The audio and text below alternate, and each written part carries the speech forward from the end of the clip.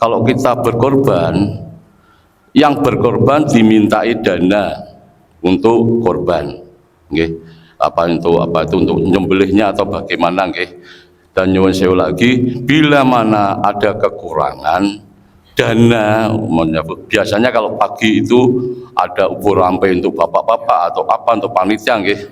Itu ada kekurangan, itu bolehkah panitia mengambil infak dari musola? Karena itu sifatnya keagamaan. Karena ini masih banyak konflik di sini, boleh apa tidaknya Pak Yai untuk dana untuk beli plastik, untuk beli apalah gitu, itu ada kekurangan. Bila ada kekurangan, bolehkah mengambil infak dari musola?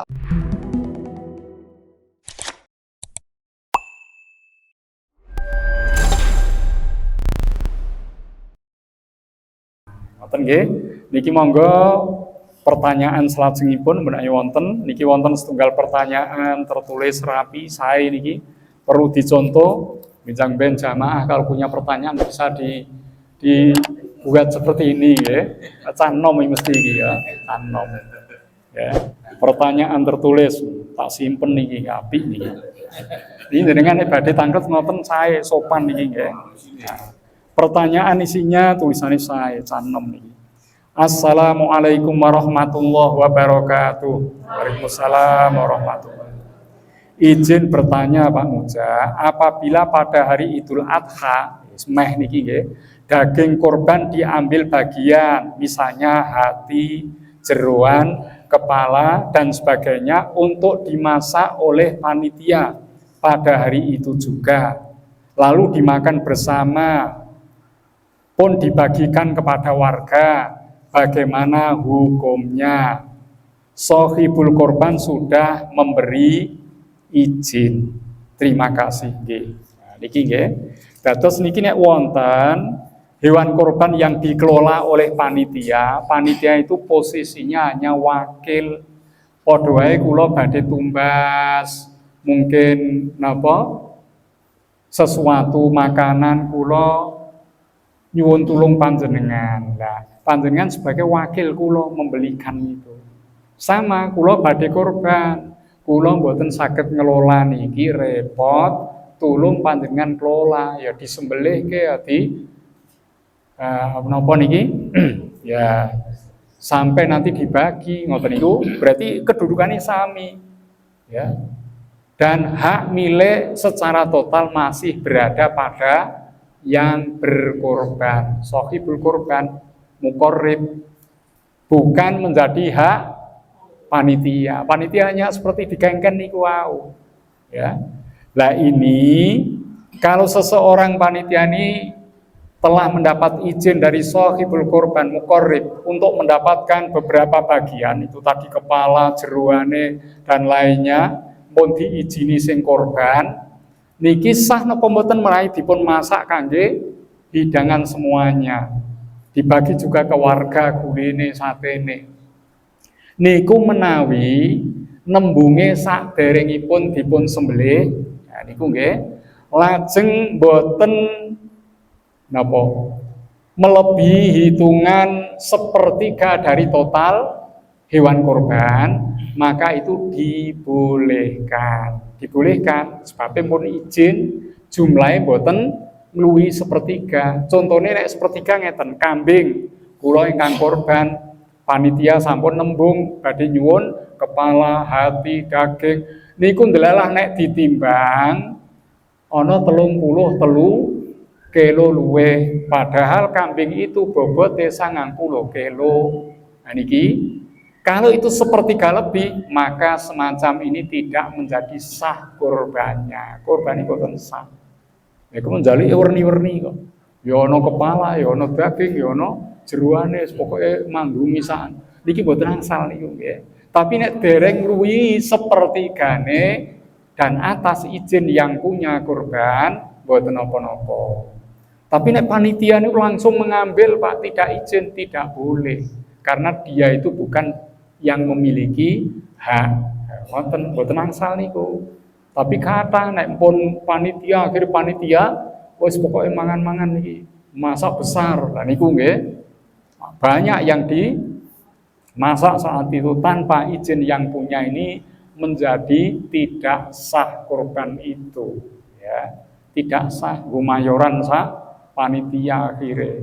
Oke, aniki mula ini pertanyaan bagus untuk yang akan datang ini dimanapun kepanitiaan itu berada supaya memperhatikan tata cara pengelolaan daging korban sehingga memenuhi syarat yang korban juga sah korbannya, kemudian masyarakat pun ya bisa menikmati hewan korban dengan cara yang benar. Ngoten nggih. Monggo pertanyaan langsung napa tertulis? Oh, Pak Arno nggih, Pak Arno. Assalamualaikum warahmatullahi wabarakatuh. Waalaikumsalam warahmatullahi wabarakatuh. Nyuwun sewu Pak Yai, ini ada 3 poin mengenai korban gitu.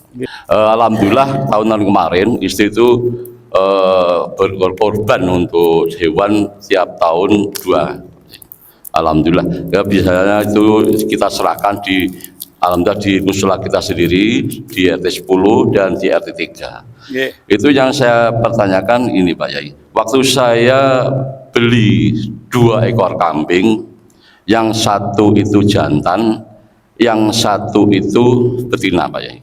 Nyuwun sewu, saya dengan betina itu seperti kalau manusia chemistry gitu Pak Yai. Waktu saya mau beli itu dia berdiri melihat saya, kok hewannya bagus. Saya tanya ya penjual, nyuwun sewu, penjualnya itu Pak Eko. Saya bilang, Pak Eko, nyuwun sewu, iki kambing wedok iki iso padha korban, katanya bisa.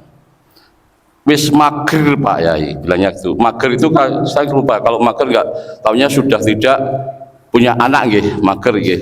Itu nggih. Bilangnya itu. Tapi saat mau disembelih saya serahkan di RT 3 saat itu.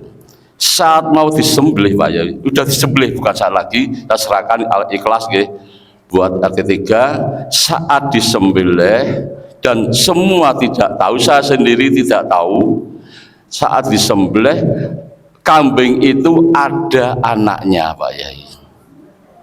Itu sampai dipoto, dilihatkan sama saya bilang astagfirullahaladzim, kalau itu belum ada anaknya saya pelihara, tapi saya nggak tahu. Setelah disembelih keluar anaknya 1 atau 2, kurang tahu. Nah itu hukumnya apa ya Pak Yai, karena saya kurang tahu masalah itu. 1. Yang kedua Pak Yai, ini poin yang kedua, maaf. Kalau di musola kita, kalau kita berkorban, yang berkorban dimintai dana untuk korban, apa itu untuk nyembelihnya atau bagaimana, dan nyuwun sewu lagi, bila mana ada kekurangan dana, biasanya kalau pagi itu ada ubur rampe untuk bapak-bapak atau apa untuk panitia, itu ada kekurangan, itu bolehkah panitia mengambil infak dari musola? Karena itu sifatnya keagamaan. Karena ini masih banyak konflik di sini, boleh apa tidaknya Pak Yai untuk dana untuk beli plastik, untuk beli apalah gitu, itu ada kekurangan. Bila ada kekurangan, bolehkah mengambil infak dari musola? Yang kedua itu Pak Yai. Yang ketiga ini banyak sekali terjadi Pak Yai, nyuwun sewu, mudah-mudahan di sini tidak ada Itu kalau saya lihat di media sosial, di Facebook, banyakkan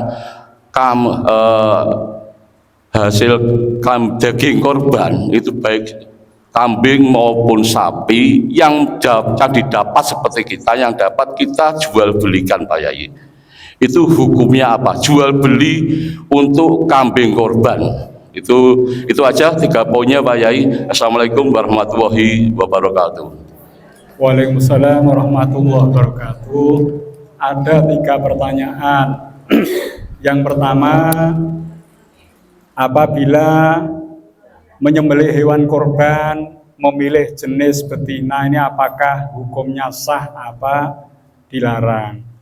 Kalau hewan betina itu sudah tidak subur, ya, tidak punya anak, bahasane cara desa majer niku wau, niku mboten napa-napa. Walaupun kurang utama, yang utama adalah yang jantan bertanduk, putih bersih, gemuk. Nah, niku nggih.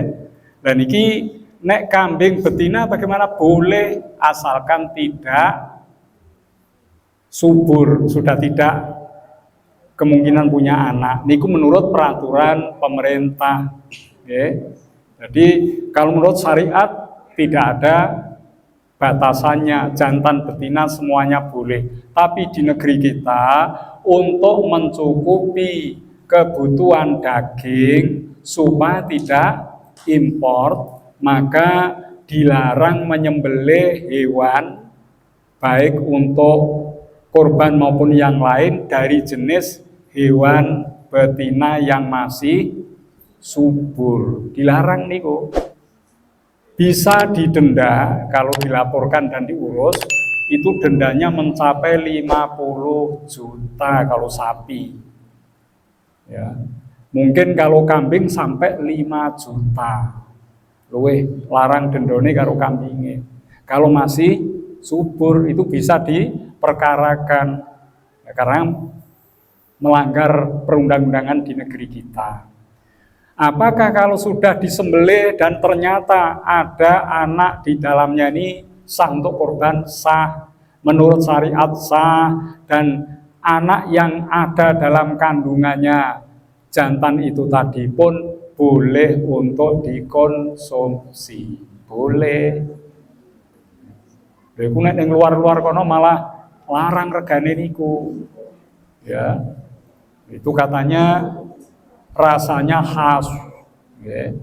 Tapi nek kula njenengan weruh cilik kaya ngono ora kok kaya kucing kaya anu ora tegel nggih. Tapi itu boleh dikonsumsi boleh dan korbannya sah. Ngoten nggih. Tapi hanya melanggar perundang-undangan di negara kita. Itu kalau diperkarakan ya bisa menjadi masalah. Ngoten nggih, terutama sapi. Kemudian yang kedua, apa mau intine mawon?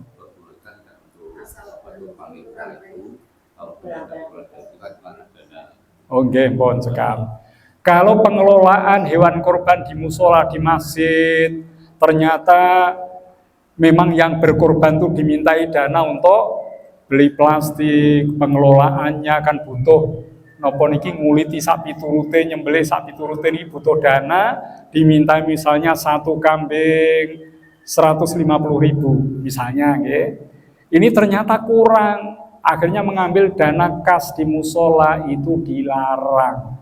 Kas musola tidak boleh untuk kepentingan korban karena antara korban dengan musola itu berbeda. Korban itu kepentingan pribadi masing-masing orang yang berkorban. Sedangkan musola hartanya milik jamaah. Riyen nggih nate wonten, bolehkah kas musola yang telah banyak ini dibelikan kambing lalu disembelihkan korban atas nama jamaah? Ora itu. Korban itu disunahkan orang per orang. Dados mboten angsal niku. Mengambil sebagian dana untuk membeli plastiknya, untuk membiayai kekurangannya dilarang. Mboten angsal niku. Bahkan nek panjenengan kula rapat koordinasi hewan korban lho nggih, mengambil konsumsi dari musola masjid tidak boleh. Mboten angsal. Soalnya korban itu memang tanggungannya orang per orang sing korban mawon, mboten menyangkut sedayanipun. Mula panitia itu bisa menggunakan sebagian dana yang diminta dari sohibul korban mukorrib untuk dibelikan konsumsi rapat. Mungkin tempat bisa di musola, di masjid, tapi konsumsinya karena ini khusus tentang pengelolaan hewan korbannya. Kecuali kalau memang pembelajaran tentang korban, misalnya kula ngawontenaken ya, misalnya tutorial tentang juleha, itu boleh didanai dari masjid musola karena ini ilmunya tidak menyangkut korban orang per orang. Tapi nek wis panitia di sini ada 7 ekor kambing, 1 sapi misalnya, panitia kumpul rapat mengambil dana dari masjid musola dilarang.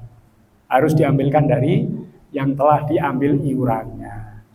Nomor 3, jual beli daging korban itu boleh apa tidak? Kalau sudah diterima, misalnya kula angsal bagian saking mriki 0,5 kilo, keng mriko 0,5 kilo, keng mriko 0,5 kilo, 6 kilo kula mboten telas.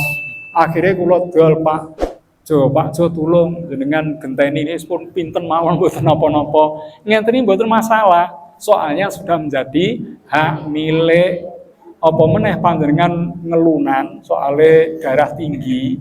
Lah niki pikantuk bagian delala ya kambing, daging kambing. Wah, saya jual saja.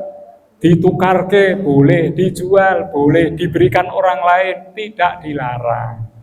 Pun dados bagianipun. Tapi nek panitia yang menjual itu larangan. Panitia mung disuni tulung kok sampai menjual bagiannya nggak boleh. Ini kakinya yang 4, saya minta kepalanya dijual 25.000, 30.000 kan wonten sing patus wonten. Wonten niku sing patus kepala kambing. Soalnya mengelolanya susah ya. Kalau dibagi ya repot, akhirnya dijual, ini tidak boleh. Kalau dijual dilarang. Lah terus gimana kalau musola atau orang yang jadi panitia tidak mau mengelola, berikan saja kepada yang mau. Ngoten. Niki Bapak iki tak aturi niki ya, misalnya untuk keluarganya kepala boleh. Ya tidak harus diikut sertakan dalam pembagian itu kalau memang menyulitkan. Soalnya untuk melatok-melatok sing ngono kuwi kudu resik lagi lama waktunya. Kalau diberikan seorang atau beberapa orang, misalnya kepala sapi diberikan oleh panitia itu kepada yang berhak, misalnya 5 orang. Pun dengan bagiannya wong 5 niki mawon orang untuk daging, yang lain ini khusus diaturke panjenengan tuh boleh. Ya. Tapi kalau sebagai opah tidak boleh. Ya, sebagai opah dilarang. Sing nyembelih diparingi kepalane itu tidak boleh seperti itu. Ya. Tapi kalau bukan opah boleh. Yang nyembelih, wong dia tadi datang ke sini, lainnya dapat, diberilah dia itu boleh. Tapi nek niki kula panjenengan aturi daginge minangka opah, minangka jasane jenengan nyembelih, jasane jenengan nguliti, itu tidak dibolehkan. Ngoten nggih. Terus kalau di luar itu sudah menjadi hak milik, boleh dijual belikan. Boleh nggih, boleh.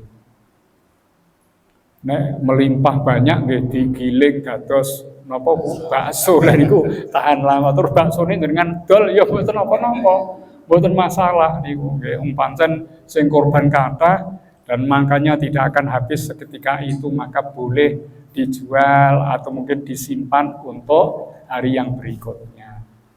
Sampun napa tasih wonten? Nggih. Monggo Pak. Assalamualaikum warahmatullahi wabarakatuh. Waalaikumsalam. Nuwun sewu dhateng Pak Yai kula badhe tanglet babagan sumpah. Kalau sampun dipun aturaken wonten hadis, kalau orang bersumpah itu bisa dikatakan palsu atau tidak, dan kadang dalam medsos itu juga ada yang menyatakan bahwa itu belum benar 100%, tapi sudah menyatakan saya yakin. Nah, dengan perkataan yakin ini sudah dikatakan sumpah nopo dereng, atau dikatakan sumpah palsu nopo mboten. Makaten matur nuwun. Assalamualaikum warahmatullahi wabarakatuh. Waalaikumsalam warahmatullahi wabarakatuh. Banyak di medsos seseorang meyakini suatu pernyataan, tidak mengucapkan sumpah, tapi saya yakin bahwa ini benar, saya yakin ini salah, ikut polling seperti itu misalnya. Ada ucapan yakin, apakah ini tergolong sumpah? Kalau tidak menyebut nama Allah secara langsung belum tergolong sumpah. Walaupun saya bersumpah, kan orang disebut sumpah, niki dereng tergolong sumpah. Nek sumpah nggih demi Allah, ayo. Wallahi, tawahi, billahi, ada ucapan ini. Saya bersumpah demi Allah bahwasanya demikian-demikian, dan itu nembe sumpah sing dipun arani al-yamin. Okay. Tapi nek gur saya yakin bahwa itu adalah benar misalnya, hanya yakin saja, ini tidak tergolong sumpah. Hanya dia ikut menduga saja, ya. Nah, dugaan-dugaan ini kalau tidak ada bukti yang kuat, sebaiknya jangan ikut-ikutan. Walaupun hukumnya di masyarakat boleh menduga itu. diduga telah melakukan pelanggaran, menduga boleh. Tapi dugaan ini belum jadi suatu keputusan, perlu dibuktikan, diuji materi tentang bukti-bukti dan saksi yang ada. Ngoten nggih, dados niku dereng tergolong sumpah. Mula kalih kasus dalam keluarga niku wau nek mboten wonten ucapan sumpah nggih dereng termasuk sumpah niku, ya. Kalau sudah demi Allah saya bersumpah bahwa istri saya demikian, nah itu baru sumpah. Kalau saya bersumpah, sumpahnya apa urung genah. Hanya saya bersumpah satu, sumpah macam-macam. Ono sumpah palapa kan ya ono sumpah palapa. Ya wonten nggih. Gajah Mada ini kan sumpah. Ya. Nah niku, dados sumpah harus dengan menggunakan nama Allah. Menggunakan nama selain Allah tidak disebut sumpah. Ya, tidak disebut sumpah. Sumpah kita manusia harus atas nama Allah. Ngoten nggih, kados pun cekap bila anggen matur wonten kirangan nyuwun pangapunten, wallahul muwaffiq ila aqwamit thoriq. Wassalamu alaikum warahmatullahi wabarakatuh.